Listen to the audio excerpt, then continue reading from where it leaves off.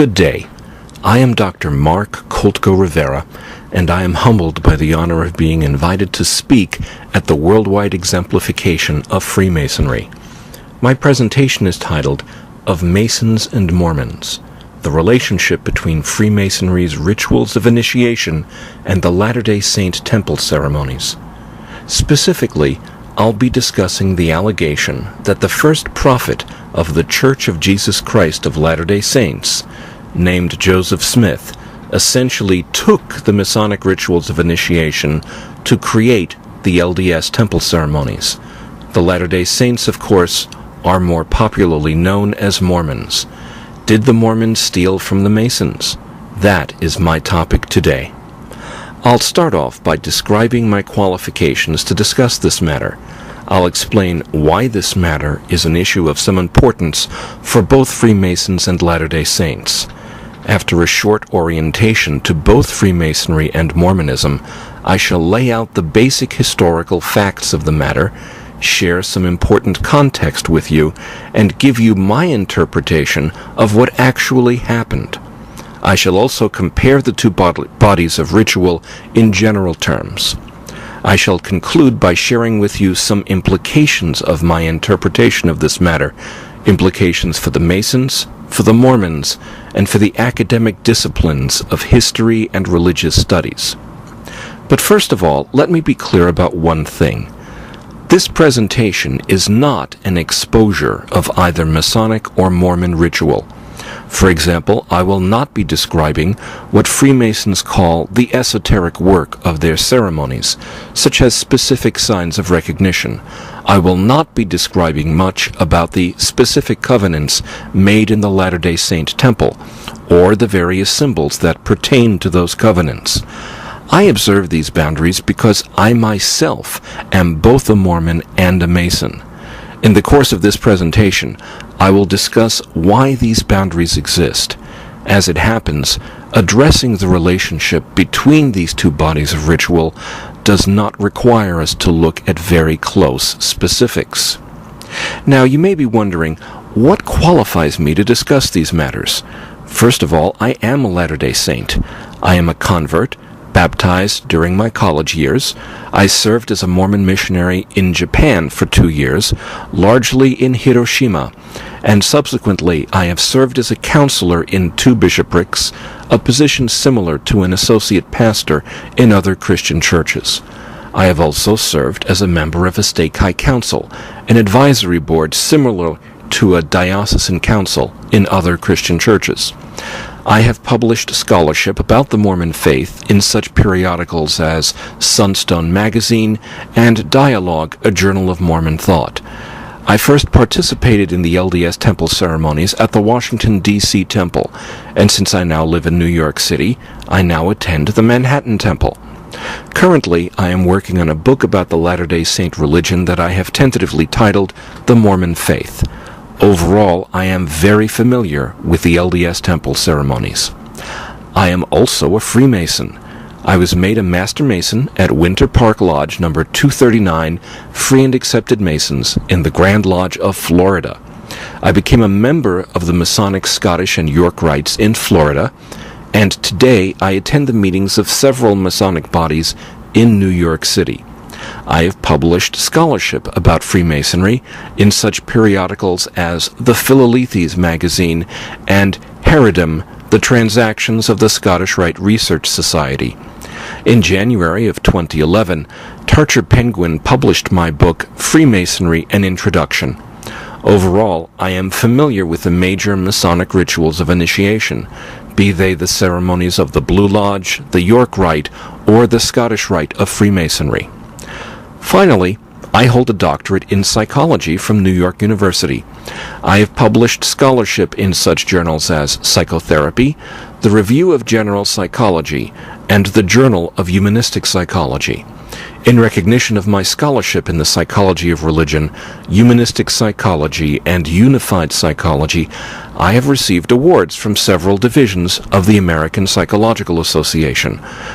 In recognition of my overall scholarly work, I have been elected a Fellow of that association. In some, I have some familiarity with the psychology of religion and religious experience, as well as the psychology of initiation. Of course, none of these organizations, no religious, fraternal, or professional organization or school, none of these organizations sponsors my appearance here or endorses any of my remarks. I bear the sole responsibility for anything and everything in this presentation. Let us consider why this topic is worth your attention. For over 150 years, people who were opposed to either Mormonism or Freemasonry have made the accusation that Joseph Smith stole from Freemasonry to develop the LDS Temple ceremonies. This accusation has hurt both Freemasonry and the Mormon Church. Within Freemasonry, this accusation created a great deal of bad feeling between Masons and Mormons. For many years, the Masonic Grand Lodge of Utah did not permit Mormons to become Masons within Utah and prohibited Mormon Masons from other parts of the country from visiting Utah Masonic lodges.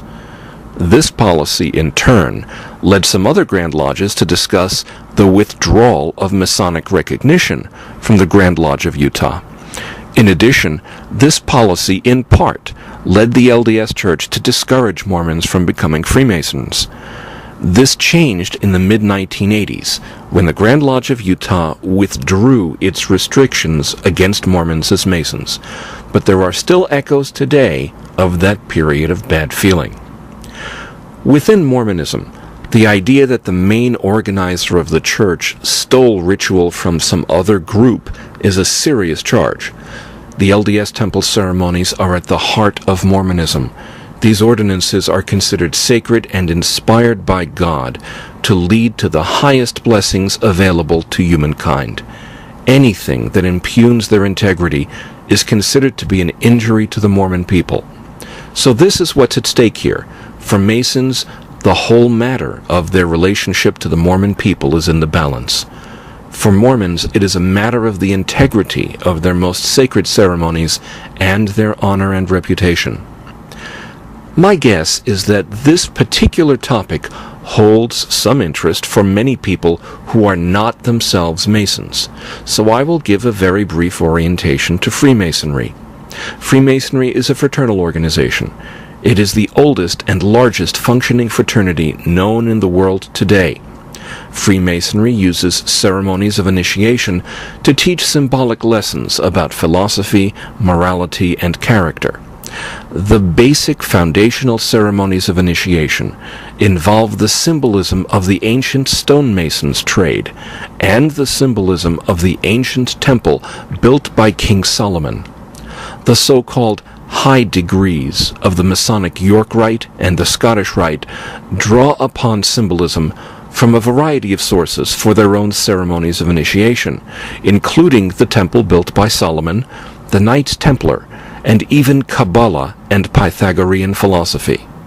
Masons are often involved in philanthropic activities, such as the Masonic Medical Research Laboratory, the Shriners Hospitals for Children, the Scottish Rite Language Clinics, and the Knight Templar Eye Foundation, among other charities. Freemasonry is not a religion, nor does it engage in conspiracies to rule or control the world. Some call Masonry a secret society, but consider this. At least in the United States, which has about half the Masons in the world, Masonic lodges are listed in the telephone book. They have web pages open to anyone on the internet and have signs above their doors announcing themselves to the world, and often list their meeting times on their front doors. Freemasons themselves often wear pins or rings identifying themselves as Masons. If we Masons are supposed to be a secret society, we're doing a lousy job. However, there is no question that Freemasonry keeps its initiation rituals private. Attendance is restricted to those who have already received the rituals of initiation, or to those who are then receiving them for the first time. From time immemorial, rituals of initiation have been kept private. In Masonry, this privacy has several purposes. First, it enhances the experience of initiation for the person being initiated. It also keeps the ceremonies of initiation from being abused by the public during periods of history such as our own, where the public holds nothing as sacred and everything is open to public ridicule. Freemasonry, as it developed from the early 18th century on, holds to such principles as toleration for different religions, democratic voting to elect its leadership, and the equality of all before the law. These were literally revolutionary principles in the 18th century, and some think that Freemasonry was an inspiration that led the Founding Fathers to put these principles into the United States Constitution. There is a lot of nonsense and outright fantasy about Freemasonry on the Internet. However, most Grand Lodges, such as the Grand Lodge of California, have informative websites. I also write a blog, Freemasonry, Reality, Myth, and Legend. I also say a lot more about Freemasonry in my book, Freemasonry, An Introduction. It is important to put our topic into context from the Mormon side of the issue as well, so here I give a brief orientation to the Latter-day Saint faith, commonly called Mormonism. In about 1820, Joseph Smith, a young farm boy in upstate New York, was confused about which church to join during a time of intense religious revivalism. As Smith gave his account, he went into a grove of trees and prayed to know which church to join. He received a vision of God the Father and the Son, who instructed young Smith to join none of the churches then in existence. In subsequent years, he received instruction from divine messengers to restore the original Christian church with the authentic priesthood authority given to the ancient apostles of Christ. Along the way, Smith described revelations that he received from God, which outlined distinctive doctrines about the nature of God and humankind, the nature of our life on earth, the hereafter, and ways that families can be together forever. He also published what he called translations of ancient writings, some describing God's dealings with people in the ancient Near and Middle East, and some describing God's dealings with people in the ancient Americas. Together, many of these translations and modern revelations are collected in the Mormon Church's distinctive scriptures, which, in addition to the Bible, include the Book of Mormon, the Doctrine and Covenants, and the Pearl of Great Price. Mormons believe that Jesus Christ is the only begotten Son of God the Father. They believe that Christ was sent to the earth to atone for the sins of the world. If we accept Christ's atoning sacrifice, Mormons believe, this enables us after death to become full inheritors with Christ of all that God the Father has, including the status and capacities of godhood. Mormons believe that our loving Father in heaven wants us to receive all the happiness that the Father has, and has provided a way for us to receive the very kind of life that He has. This is what Mormons believe to be the meaning of eternal life, the life of God, the Eternal One. The Latter-day Saints believe that this is an ancient Christian doctrine. Mormon scholars cite evidence that this was taught in the late 2nd century by such church leaders as Irenaeus of Lyon and Clement of Alexandria, the latter of whom wrote, "The Word of God became man, that thou mayest learn from man how man can become God." In order to receive all that the Father has, as the Latter-day Saints believe, it is necessary to make and to keep certain temple covenants related to godly and Christian behavior. These covenants are accompanied by certain blessings, including blessings of knowledge. Many of these covenants are encompassed in a complex Mormon temple ceremony known as the endowment. Elder James E. Talmage, a member of the LDS Quorum of the 12 Apostles in the early 20th century, wrote this about the covenants made during the endowment, and I quote, "The ordinances of the endowment embody certain obligations on the part of the individual, such as a covenant and promise to observe the law of strict virtue and chastity, to be charitable, benevolent, tolerant, and pure, to devote both talent and material means to the spread of truth and the uplifting of the human race, to maintain devotion to the cause of truth, and to seek in every way to contribute to the great preparation that the earth may be made ready to receive her King, the Lord Jesus Christ. With the taking of each covenant and the assuming of each obligation, a promised blessing is pronounced, contingent upon the faithful observance of the conditions." End of quote. It is for the purpose of making these covenants and helping people along the path to eternal life that Latter-day Saint temples exist. Mormon temples are not regular meeting houses, of which there are many thousands across the globe.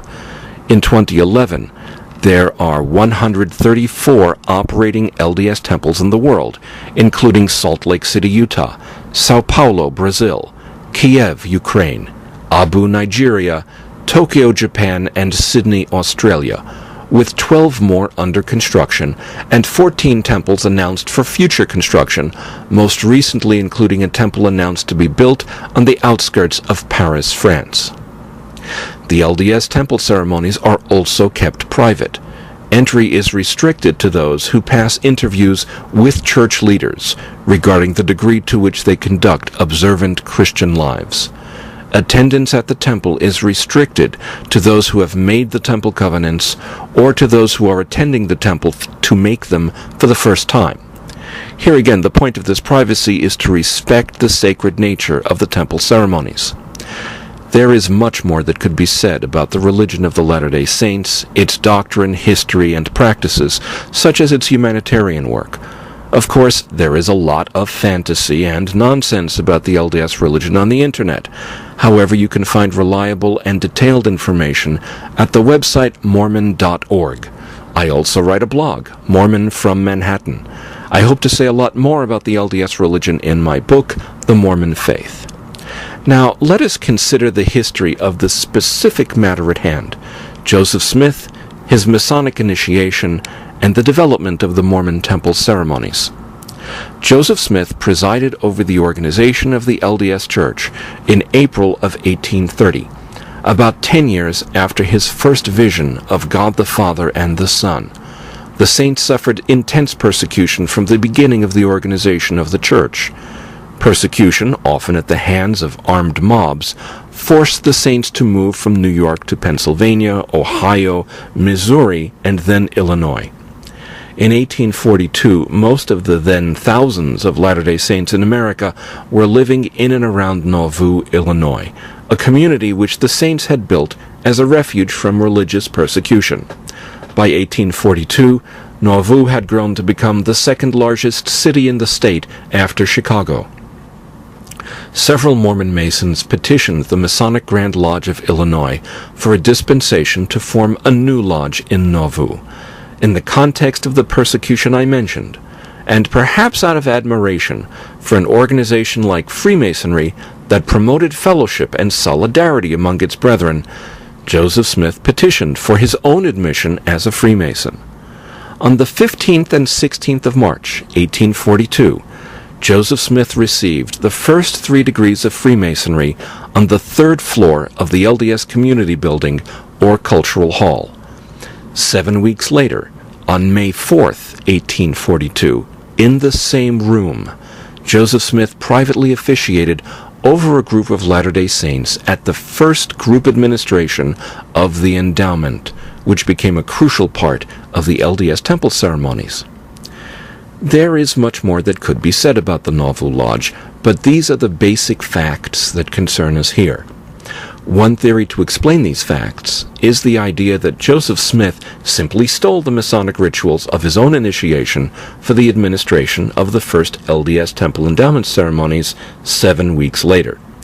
Another theory is that the two bodies of ritual have nothing at all to do with each other. I have a different approach altogether to the relationship between the Masonic initiation rituals and the Mormon temple endowment.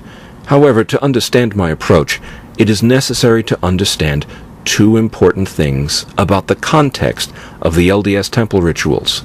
First, the timing of their development, and second, the pattern under which Joseph Smith received what he called divine revelation.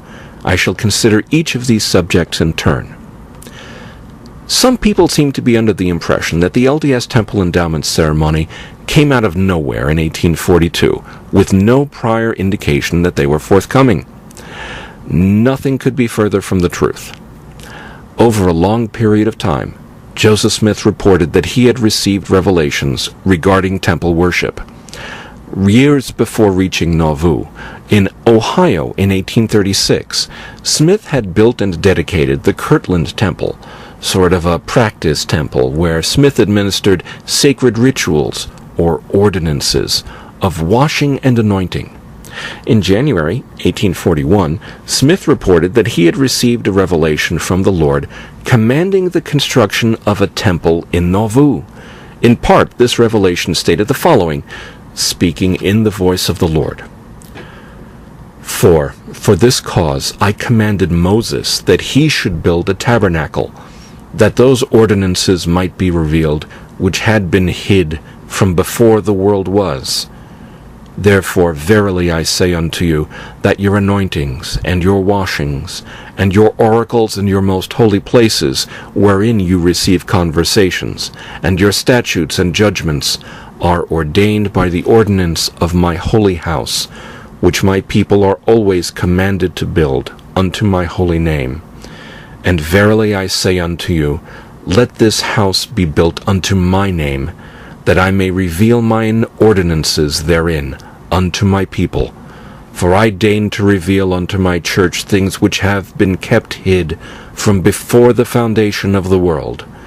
And I will show unto my servant Joseph all things pertaining to this house and the priesthood thereof.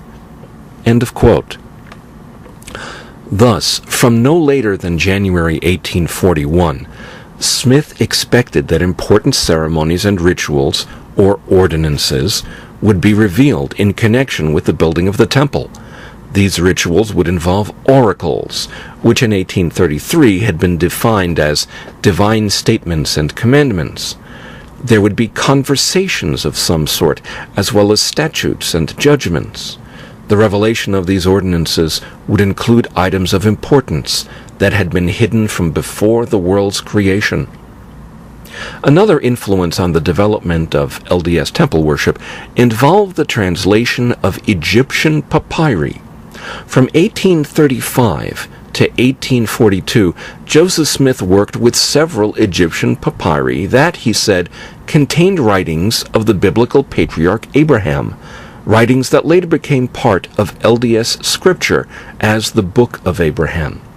We can tell that some of this material clearly has a relationship to the endowment that Joseph Smith administered at Nauvoo, because the Book of Abraham in the Pearl of Great Price makes passing references to writing that is available, presumably as part of the endowment ritual, in the temple.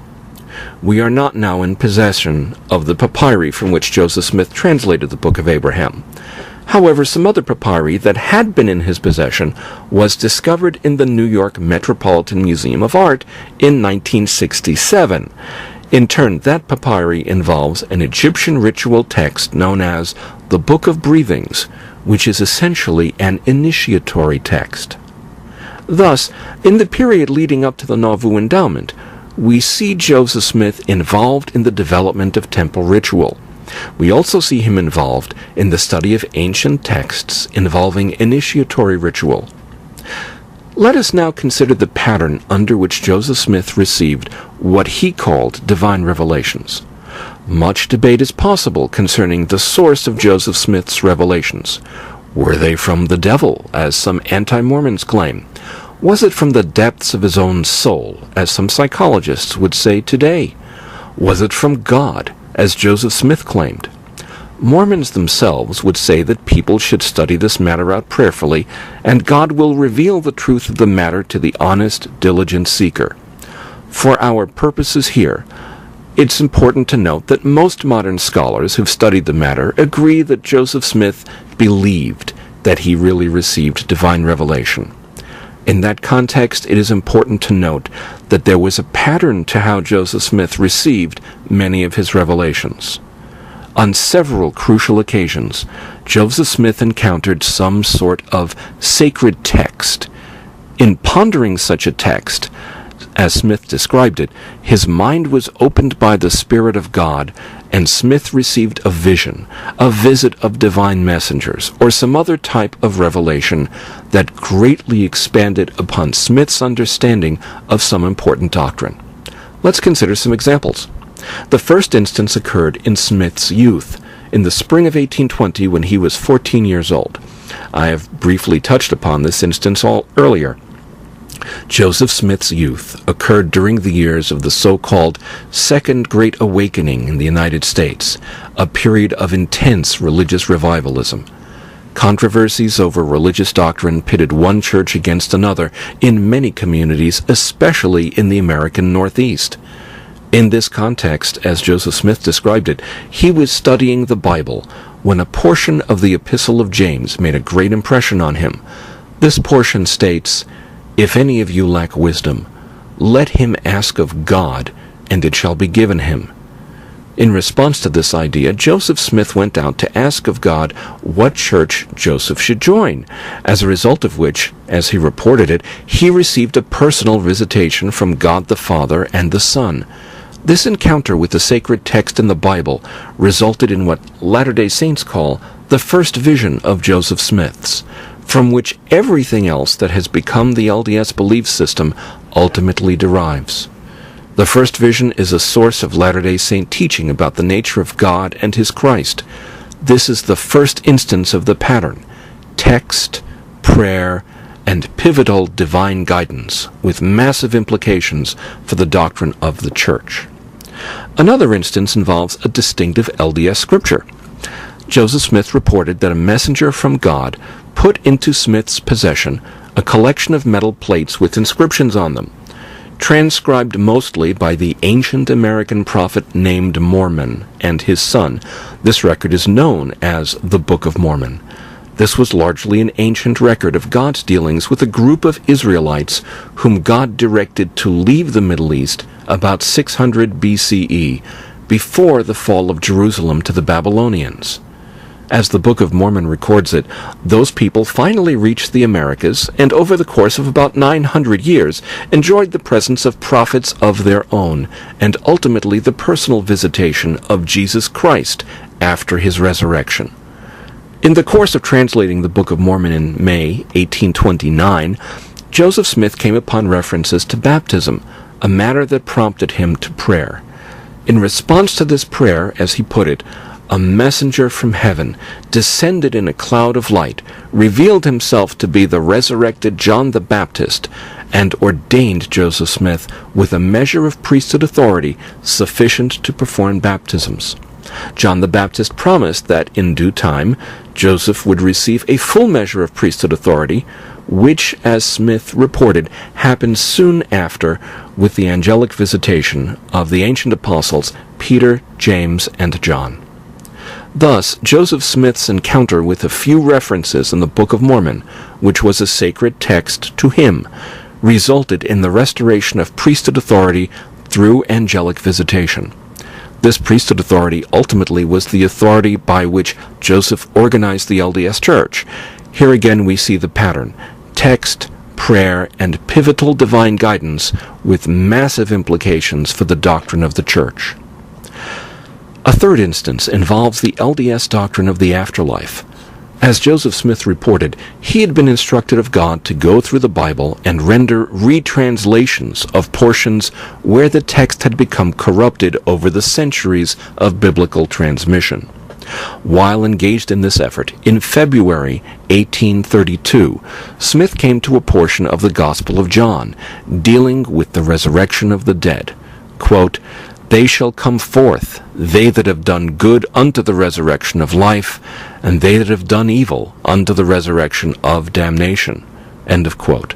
Smith was in the midst of contemplating this text when he received a vision of several distinct kingdoms of glory and other domains to which the souls of humanity shall be assigned after their final judgment.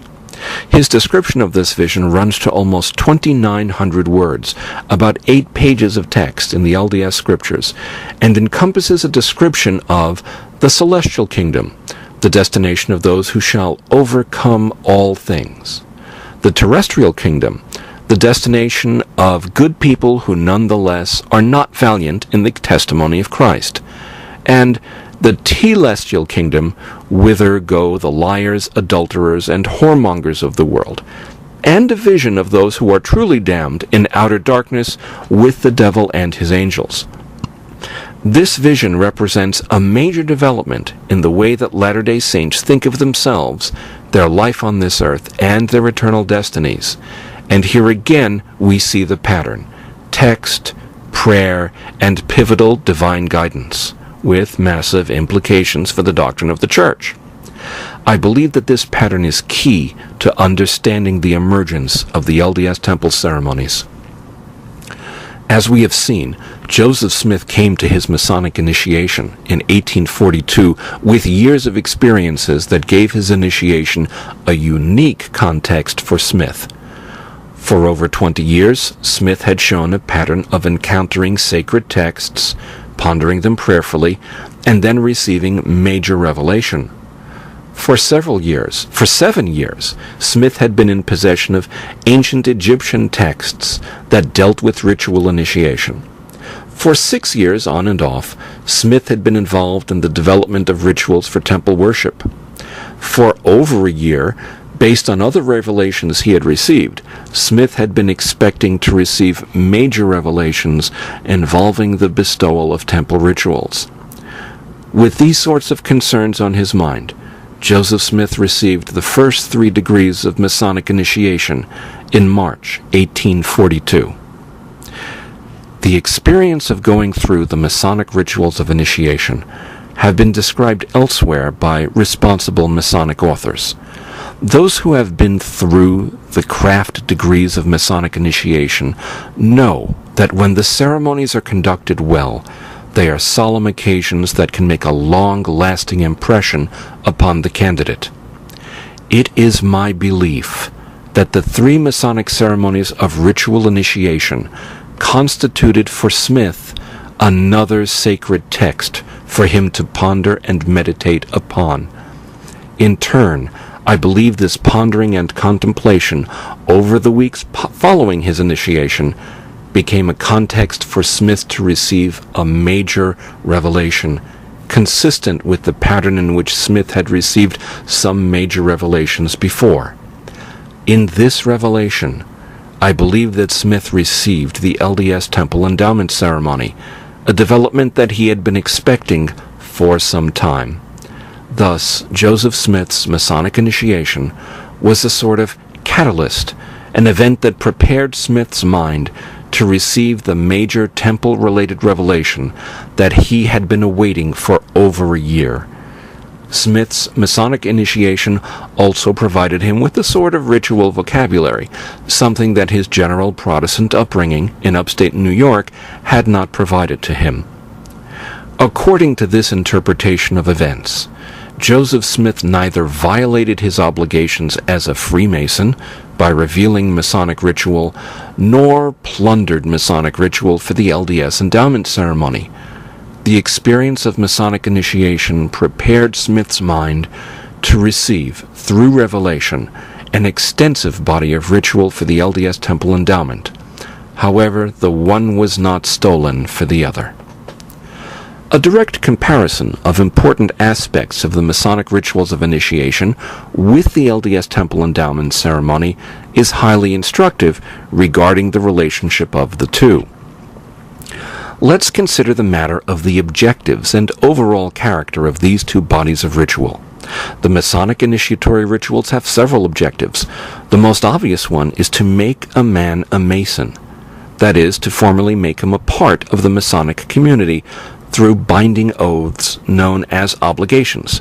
In addition, these ceremonies introduce the candidate to values represented through symbols that are meant to inspire his behavior throughout his life.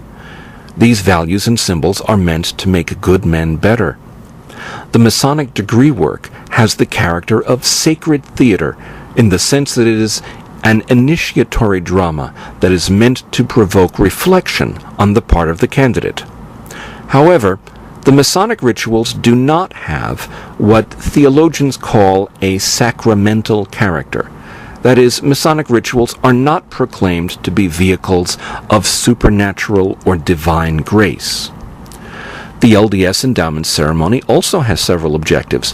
However, these objectives are very different from the objectives of Masonic ritual. One such objective is to give the candidate the opportunity to make covenants, the fulfillment of which will enable the individual to return to the presence of God and ultimately to partake of all that God the Father has. In addition, these rituals endow the participant with divine power to endure the trials and temptations of life. The LDS temple work is also sacred theater, but it does have a sacramental character. Through these rituals, divine power is exercised upon and shared with the participant. Let us now consider the foundational mythos of the two sets of rituals.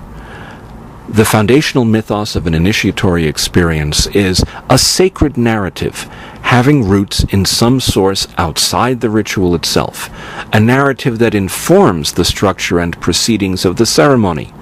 The initiatory candidate becomes a participant in the sacred drama itself. The initiatory experiences of many cultures are based in such a foundational mythos. For example, the initiatory rituals of Egypt seem to have a connection to the ancient narratives involving Isis and Osiris. The Eleusinian mysteries of ancient Greece are associated with the ancient narratives involving Demeter, Persephone, and Hades.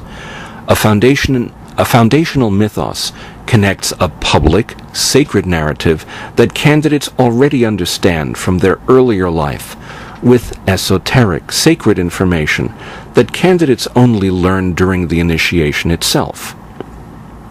The foundational mythos of the Masonic initiatory rituals is the construction of the temple built by Solomon to the glory of the God of Israel. The two pillars of the Solomonic temple, Boaz and Jachin, are well known as Masonic symbols. During each of the 3-degree ceremonies, the lodge room is said to represent one or another specific portion of the Solomonic temple. An important portion of one of the degree ceremonies depicts mythic events occurring within the temple precincts. I have described the importance of the Solomonic temple to Masonry in an article due to appear soon in the Transactions of the American Lodge of Research, writing this: as anyone familiar with the Masonic ritual can testify, the mythic temple, in its parts and history, is crucial to the execution of the craft degrees. An initiatic system that lacked a mythology involving the physical structure of the temple and a mythic legend regarding its construction would be unrecognizable as Freemasonry. I would go so far as to designate the ritual use of legends involving the construction and description of the temple built by Solomon as one of Freemasonry's ancient landmarks, which cannot be changed by members of the fraternity without irreparable damage to the craft. In contrast, end of quote, pardon me. In contrast, the foundational mythos of the LDS endowment ceremony is quite different. Neither Solomon nor the temple he built are mentioned in any way during any of the LDS temple ceremonies. As James E. Talmage explained, and I quote, "The temple endowment, as administered in modern temples, includes a recital of the most prominent events of the creative period, that is, the creation of the world and life upon it, the condition of our first parents in the Garden of Eden, their disobedience and consequent expulsion from that blissful abode, their condition in the lone and dreary world, when doomed to live by labor and sweat, the plan of redemption by which the great transgression may be atoned, the period of the great apostasy, that is, the falling away of the ancient Christian church, the restoration of the gospel with all its ancient powers and privileges, the absolute and indispensable condition of personal purity and devotion to the right in present life, and a strict compliance with gospel requirements." End of quote.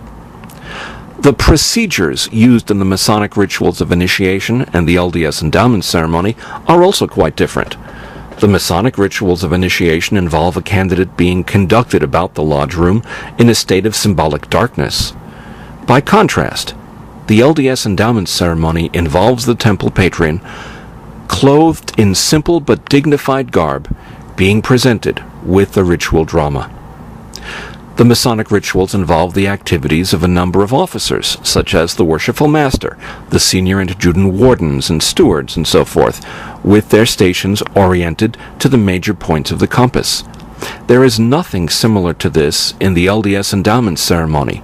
There is an officiant who has assistants, but the use of titles, hierarchy, and the compass directions, as seen in Masonic ritual, has no parallel in the LDS temple ceremonies.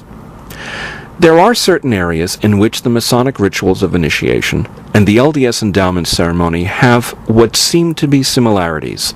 Any fair discussion of the relationship between the two must take these into account. The Masonic initiations constitute a symbolic journey to light.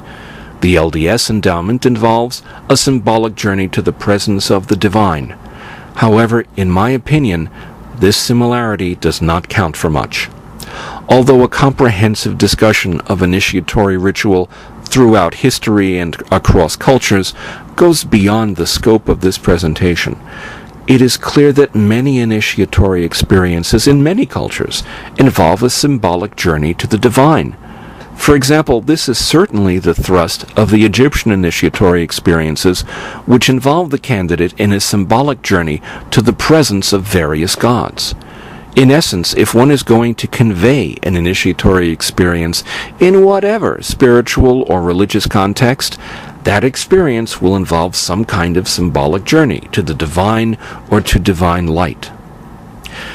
To go from the sublime to the mundane, we might consider an analogy to the common board game.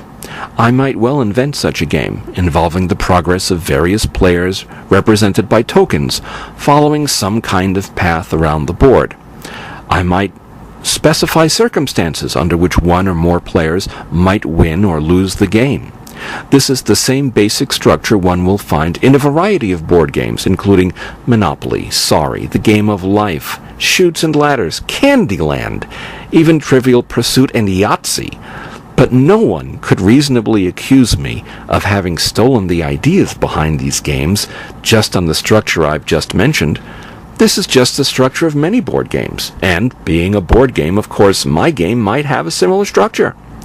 Similarly, it is senseless to claim that the LDS ritual steals from Masonic ritual on the basis of both involving a symbolic journey to a divine light. This same logic extends to other so-called similarities as well, including the presence in both sets of rituals of things like altars and covenants or obligations. Much has been made of the supposed resemblance of ritual physical gestures made during Masonic rituals with those made during LDS temple ceremonies. Of course, a specific description of these purported resemblances would require me to act in violation of both my Masonic obligations and my LDS temple covenants, neither of which I shall do. However, although this appears to be a disability, in fact, my dual insider status gives me a privileged perspective with which to discuss something that is much more important than the specific details of this or that gesture. I can consider the meaning of these gestures in Masonry versus the LDS temple rituals. Within Freemasonry, several postures and physical gestures are meant to be used as signs of recognition, whereby one Mason may know another in the dark as well as in the light. For example, when I arrived from my first visit at a lodge in New York City, a lodge officer took me aside and tested my knowledge of each of these gestures as they appear in the first three rituals or degrees of Masonry in a formal, even catechetical manner. By contrast, within the Latter-day Saint Temple ceremony, ceremonial gestures have nothing whatsoever to do with recognition of one Latter-day Saint by another. These gestures are only to be used within the temple itself as part of temple worship. Never are Latter-day Saints to use these gestures for identification purposes between one saint and another outside the temple. They are certainly not used for admission to the temple either.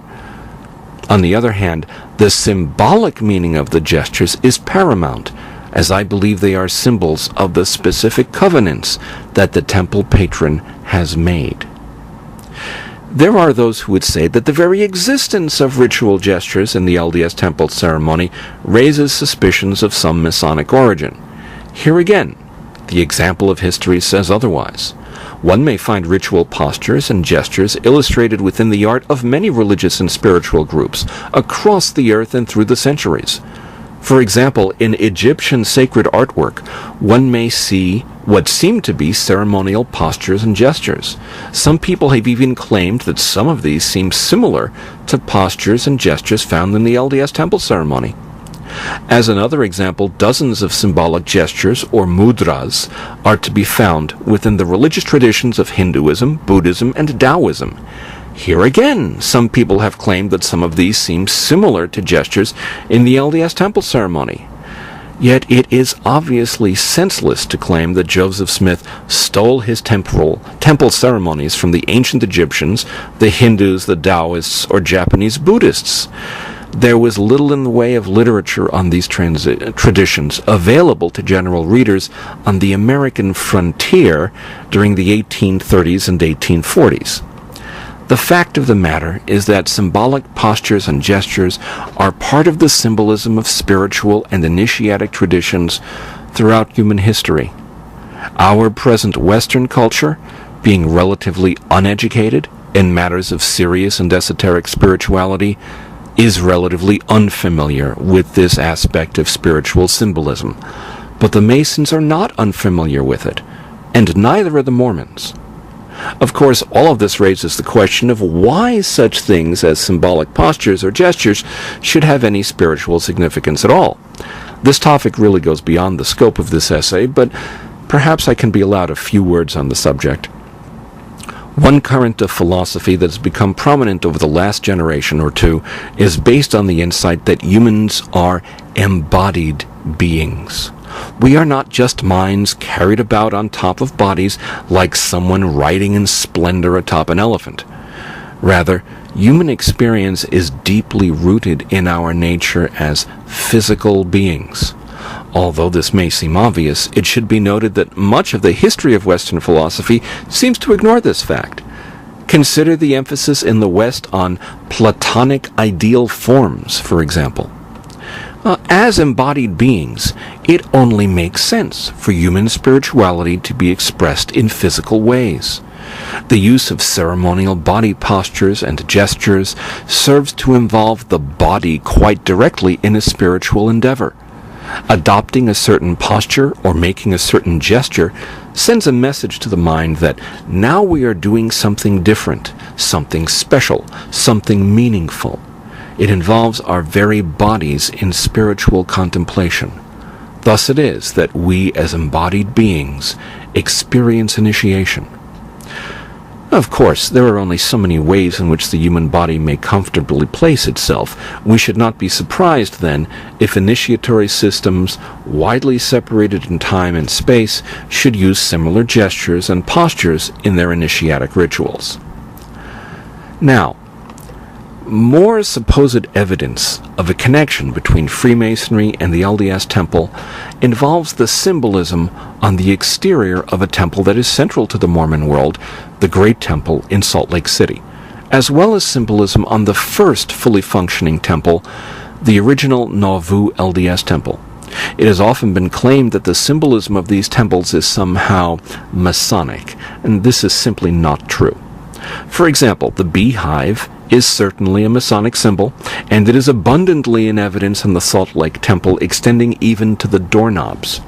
However, the beehive occurs as a symbol in the Book of Mormon, which Joseph Smith translated in 1830, over a decade before he became a Freemason. The Book of Mormon also tells of the Jaredites, an ancient people led by God out of the confusion of the Tower of Babel to the New World. To prepare for their journey, they packed supplies, including fish, birds, and bees, whose example of industry and cooperation was praised. It should be no surprise that these values, cooperation and industry, would be emphasized during the pioneer period in Utah, when construction on the Salt Lake Temple was begun. Frankly, these are good values for any era. The sun, the moon, and the stars are symbols in Freemasonry. The sun and stars are very prominent on the exteriors of both the original Nauvoo and Salt Lake temples, and the moon is displayed in different phases on the Salt Lake Temple. However, the sun, moon, and stars occur as important symbols in a revelation on the 3 degrees of glory in the hereafter, given as a revelation to Joseph Smith in 1832, a full decade before he became a Freemason. The revelation mentions that the sun is emblematic of the highest degree of glory, the glory of exaltation in the celestial kingdom. The revelation also mentions that the moon is emblematic of the next highest degree of glory, the terrestrial kingdom, and the stars are emblematic of the lowest degree of glory, the telestial kingdom. The temple is largely focused on helping people achieve the celestial kingdom, so of course it makes sense that the symbols of these degrees of glory be depicted on Mormon temples. Then, of course, there is the famous all-seeing eye. This is certainly a Masonic symbol, and it occurs on the Salt Lake LDS Temple.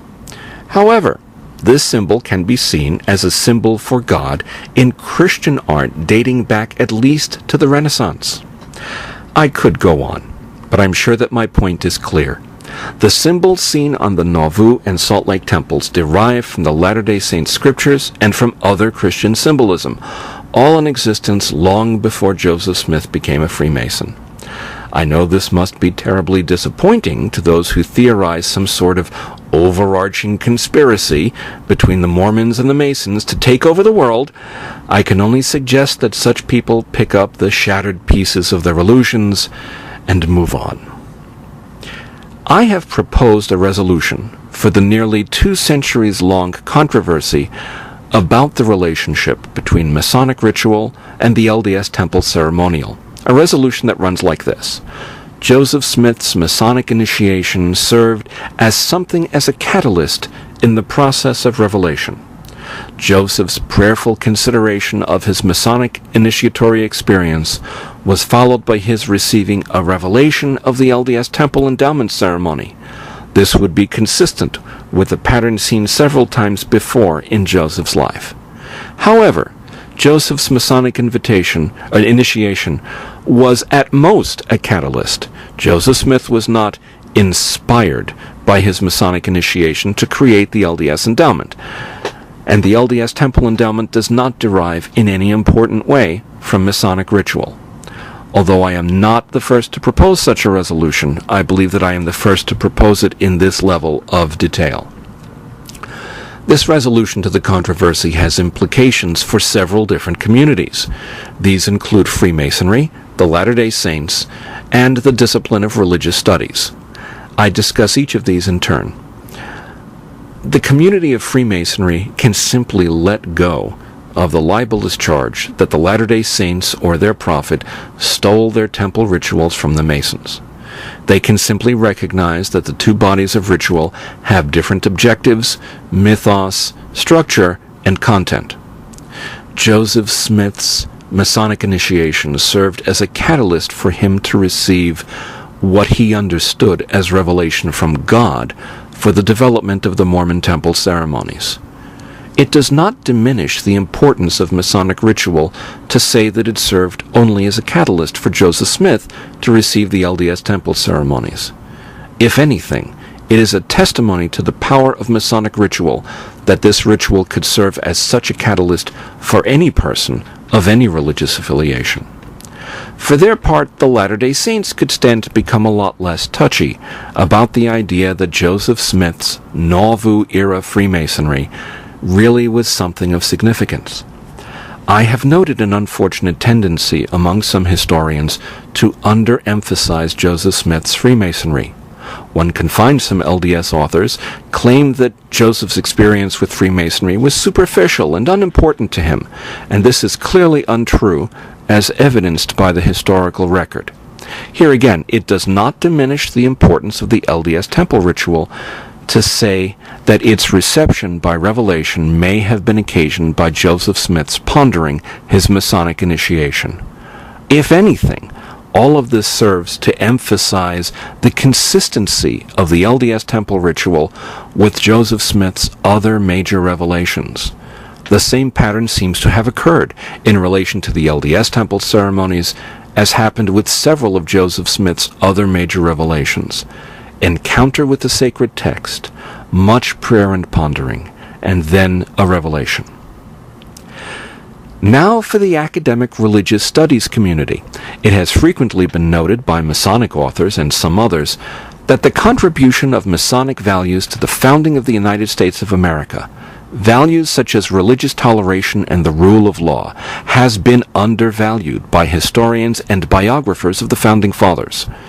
A similar gap can be noted regarding religious studies as a discipline in relation to Freemasonry. Perhaps because Masonry is neither fish nor fowl, being neither a political movement nor a religion, it has fallen between the cracks, both for historians, who have ignored its political contributions, and for religious studies scholars who have ignored its spiritual contributions. One of the implications of my proposed resolution to the matter at hand is to emphasize to religious studies scholars that Freemasonry is not only a social organization, but that it is an initiatic system as well, a system of spiritually oriented initiation that is distinctive in not being confined to a specific religion. It is an initiatic system of such power that it could serve as a catalyst for Joseph Smith in the development of the LDS temple ceremonies, the central rituals of a religion that numbers over 14 million members in 2011, with most of those located outside the United States, the land of its birth. The initiatic aspect of Freemasonry is real and has real power to affect lives, sometimes in unforeseen ways. This would be a worthy message for the religious studies community to absorb. The religious studies community also has lessons to learn about the LDS faith from the resolution that I have proposed here. Too long has it been parroted that the Latter-day Saints took their temple rituals from Freemasonry, despite the fact that virtually every important fact necessary to show otherwise has been available publicly for over a century. The religious studies community needs to consider the LDS temple ceremonies as important and transformative rituals in and of themselves, rather than as derivative productions. One cannot understand the LDS worldview and the impact of this religion on the lives of its adherents without an understanding of the LDS temple ceremonies. At heart, the accusation that the LDS temple ceremony was essentially stolen from Masonic ritual is intended to cheapen both bodies of ritual and to discredit both Freemasonry and the Mormon faith. If true, the accusation would serve to discredit the saints because their ceremonies would simply be derivative.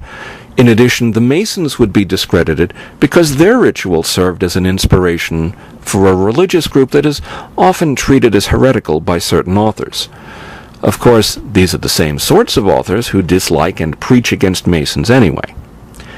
Seeing the proper relationship between Masonic ritual and LDS temple ceremonial allows one to approach each body of ritual and each group on its own terms. The task of the scholar of religious history and religious studies is to understand Freemasonry as an initiatic organization and to understand the power of the LDS temple ceremonies in the lives of the saints. I hope that the resolution that I've proposed to this controversy will serve to prepare the way for more productive studies of both Freemasonry and the Latter-day Saints. Thank you for your kind attention.